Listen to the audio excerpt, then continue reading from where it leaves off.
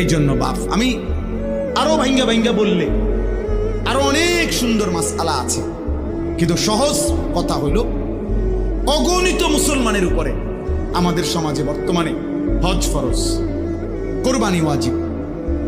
আপনি মনে করেন ছেলে বিদেশ, তো এবার প্রত্যেক মাসেই বাপের লেগে টাকা পাঠায়, 1 মাসে 2 মাসে।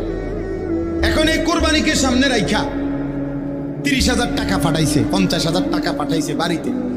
এখন বাপমার নামে কোরবানি হয়েছে, ভালো কথা, বাপমার কোরবানি আদায় হলো, কিন্তু এই ছেলেটার কাছে কি 80,000 টাকা জমা নাই? কথা বলে না কেন?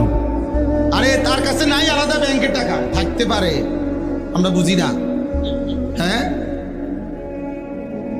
তার কাছে আলাদা জমা টাকা আছে, তো তার ব্যাংকে টাকা আছে, তার কাছে উদ্ধৃত টাকা আছে, তাহলে এই ছেলের উপরে কোরবানি ওয়াজিব কিনা?